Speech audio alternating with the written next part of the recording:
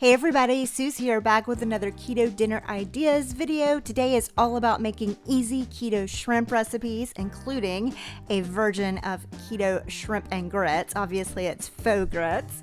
If you're new here, please hit that subscribe button and join our crew. Let's go ahead and get into the video. First up, as promised, we have this faux keto shrimp and grits. We adapted Maybelle's version, and her original recipe will be linked down below. So to get started on this, we're going to make our seasoning blend for our shrimp by adding a half a tablespoon of paprika, a teaspoon Italian seasoning, a fourth a teaspoon onion powder, a fourth a teaspoon garlic powder, fourth a teaspoon sea salt, about an eighth of a teaspoon cayenne pepper, and a fourth a teaspoon ground black pepper into this little prep bowl. Mixing it together, we're going to stick that to the side and throw it on our shrimp later. To get started on those, over medium-high heat in a large pot, I'm changing it up a little bit. Instead of using fresh cauliflower, I'm adding in 2 1-pound bags, or 4 cups, of frozen riced cauliflower, along with 2 cups of low-sodium chicken broth. Let the heat come up on it almost to a boil. We're going to stir it around as it's cooking and just break up all of those frozen cauliflower chunks. And let this cook. I probably did about 15 minutes total until it's just nice and tender. And this is what that will look like. And after it's to the texture that I want, I'm just going to go ahead and drain this excess broth out of our pot. And then returning our cauliflower rice to the pot, I'm going to add in some softened cream cheese. So I went ahead and added in the 2 ounces the recipe called for, and stirred that in. And since I do have a little extra cauliflower rice in here, I decided to go ahead and throw in 1 more ounce, so 3 ounces total of softened cream cheese. I'm just mixing that in until it begins to melt. I do have my heat lowered at this point to medium, and you can see I'm just kind of mashing that with the back of my spoon as well to kind of get it to the texture of grits. Adding in 1 cup of shredded cheddar cheese, 1 tablespoon of butter, 1/4 of a teaspoon sea salt, 1/4 of a teaspoon ground black pepper, and I am just going to mix this all around until we get it exactly to the texture we want and everything is nice and melted. Again, using the back of my spoon to kind of break this apart and give it the texture of grits. I think the cauliflower rice would work better for this. You know, I use whole cauliflower florets when I want to make like a mashed cauliflower and make it creamier, but I think using the frozen rice helps give it that gritty texture. Putting a lid on this, sticking it to the side off the burner so that it stays warm while we make our shrimp. To a large skillet, adding a tablespoon of butter and throwing in a half a tablespoon of minced garlic. And I am over medium-high heat, and I am just kind of spreading this garlic around so it's even. And I'm gonna add 1 pound of raw, shelled, deveined, wild-caught shrimp to our skillet. And you can see here our shrimp look a little floppy because I also like to remove the gunk from the bottom of the shrimp as well, top and back. And once we have our shrimp in an even layer, we're just taking that seasoning blend we put together earlier, and I'm just going to sprinkle this all over our shrimp. We are only going to cook these about 3 minutes. We do not want to overcook our shrimp. We just want them to get nice and pink on the outside. Just tossing those around a little. And once they are cooked all the way through, we're just going to plop in another tablespoon of butter, just making some room here in the middle for that butter to melt. And right on top of that, I'm pouring in a 1/4 a cup heavy whipping cream.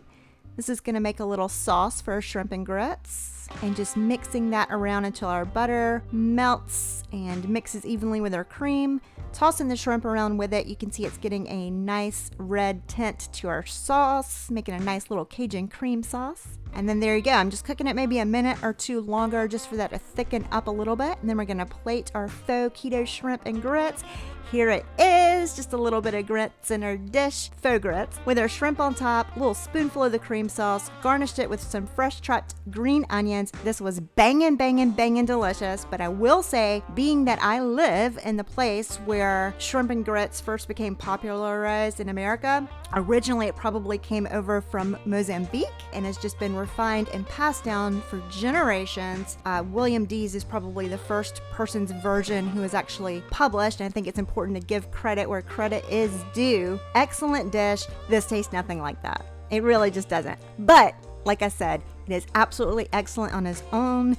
I will be making this over and over again. I ate it up. I mean, it was definitely my favorite recipe of the week. Next up, we threw together a simple keto shrimp coconut curry. This is from Original Recipe by Low Carb Africa. So to start with, in just a little casserole dish to make it easier to season them, I have 1 pound of wild caught Key West pink shrimp, sprinkling them with a half a teaspoon sea salt, a teaspoon of black pepper, and a half a teaspoon of cayenne pepper. And then we're just mixing those around with a spoon, and just the natural moisture from the shrimp with the seasonings is going to make almost a marinade for these. And then we're going to stick these to the side and get started on our curry sauce. So for that, over medium heat, I'm just adding about a tablespoon of coconut oil to our pan, along with a half a cup of chopped white onion. The original recipe uses more onion, but I always decrease that to cut down on carbs.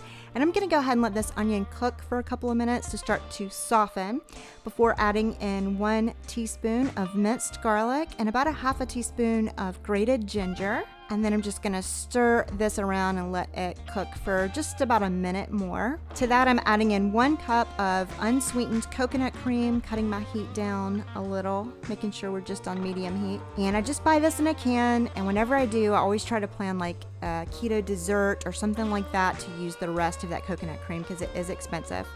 To this, I'm adding 1/4 a teaspoon ground cumin, along with 1 teaspoon curry powder, a half a teaspoon cinnamon, and then I'm just whisking that all in, bringing it up to a boil and letting that cook for about 5 minutes.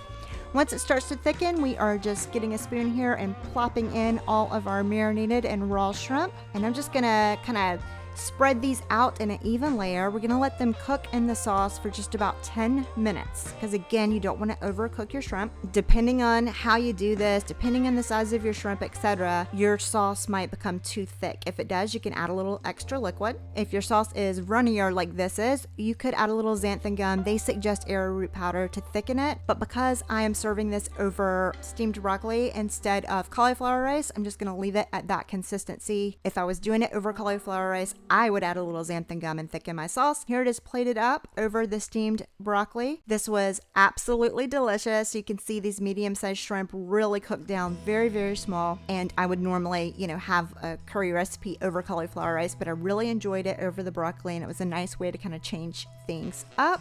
And as fancy and aromatic as it smells, it was a super simple keto recipe to throw together. You could also easily do this with some chopped up chicken if you are not a fan of shrimp.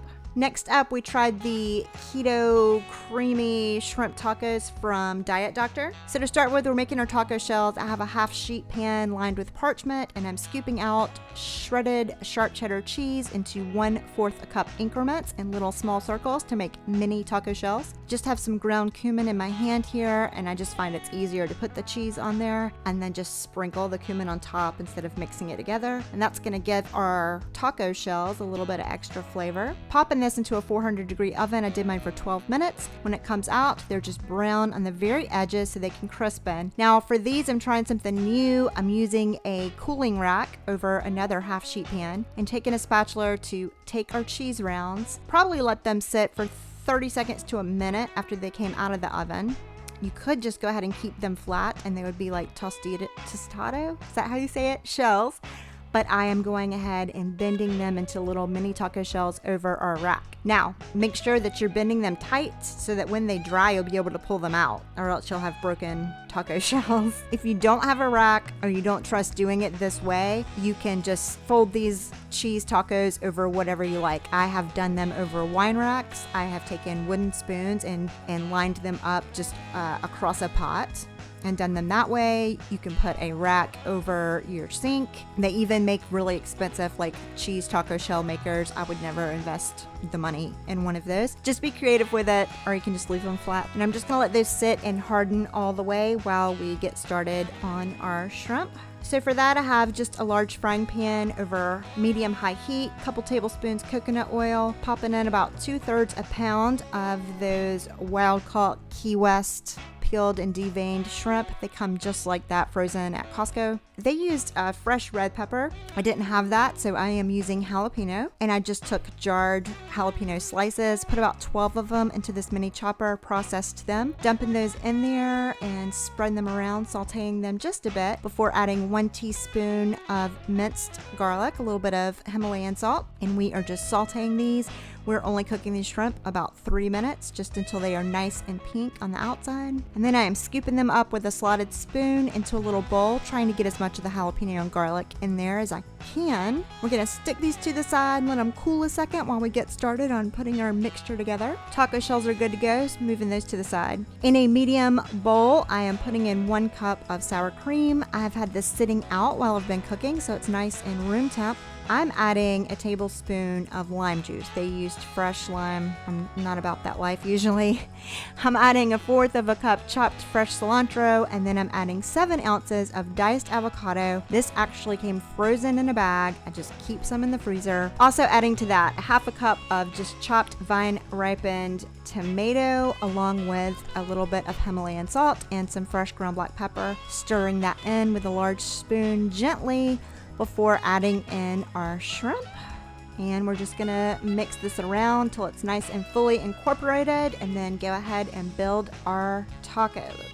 And for that, we just put a little of our creamy shrimp filling in each of them. I just have 3 mini tacos here. Topped them with a little bit of hot sauce and a little sprig of fresh cilantro since I had it. These tasted fine.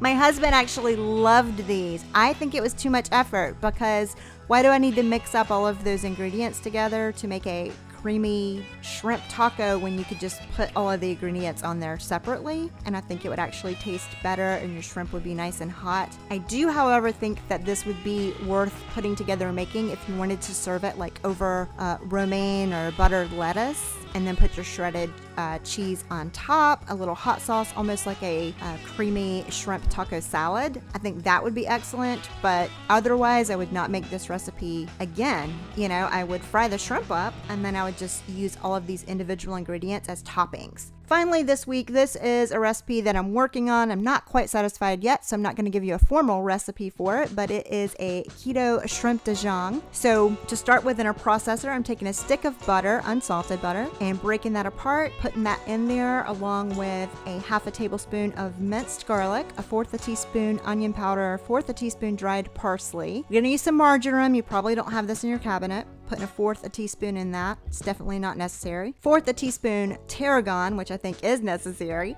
1/4 teaspoon sea salt. 1/4 teaspoon ground black pepper. About 1/8 teaspoon nutmeg. And then I'm adding 3/4 cup of pork rind crumbs. Now I always just take pork skins, like just cheap regular pork skins, and I'll process a bunch at a time, put them in a storage container until I'm ready for them. Use whatever keto substitute that you like if you can't get your hands on pork rinds. Then I'm adding in a 1/2 cup of dry sherry. I would definitely decrease that next time. Processing it until it is all combined. This is what it looks like. It's just a little buttery crumb kind of mixture here. Over in a pot, I've got some water. I'm adding probably a 1/2 teaspoon sea salt to that. Putting in 2 pounds of those large wild-caught shrimp that have been peeled, deveined, degunked. Same ones we used for shrimp and grits. And I'm going to let these boil just for 2 minutes. You can see I have my pot 2 extra full there.